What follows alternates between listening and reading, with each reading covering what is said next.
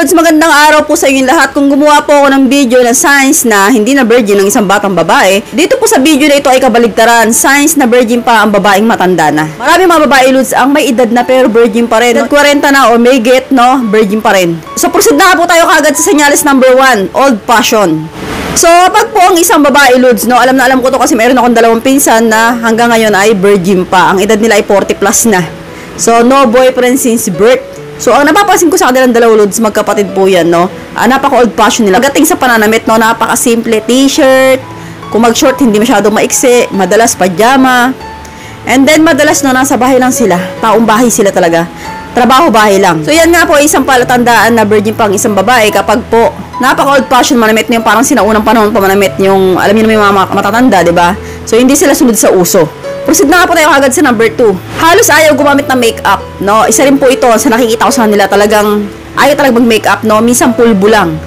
So, kung magme-makeup man sa mga, kuyari, may mga okasyon, nipis nila mag-makeup, no? Yung talagang simpleng lipstick lang, wala na talaga yung mga kolorete sa mga mata, sa mga blush on, no? Hindi po sila mahilig sa ganyan. So, pag nakakita po kayo ng babaeng ganyan, posible pong virgin pa po yan. Proceed na po tayo agad sa number 3. Sub-sub sa trabaho. So, eto, Lods, no, kapag po talaga virgin pang isang babae, walang karelasyon, no? Ang una po ninyo mapapansin talaga, Lods, sub-sub sila sa trabaho.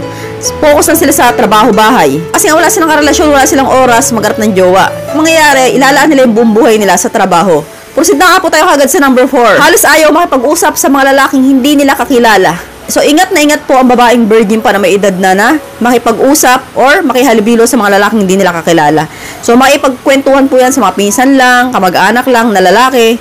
And then, aside from that, hindi na po talaga sila mahilig mag-entertain ng ibang lalaki, lalo na kung hindi nila kakilala. So, sa katrabaho po, yun, naipagkaibigan din, pero yung sabi mong sa mga Facebook, makikipag-chat, hindi po sila gano'n, no?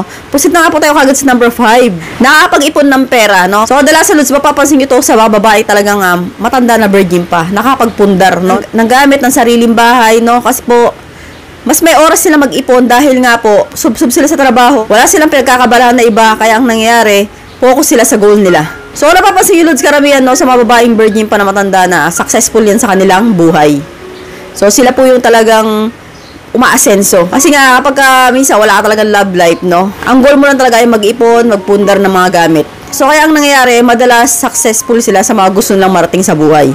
So, yan nga po yung mga signs na virgin pang isang babaeng matanda na. I hope you learned something new in this video. More videos to come. So, stay connected and see you again to my next video. God bless. Bye-bye!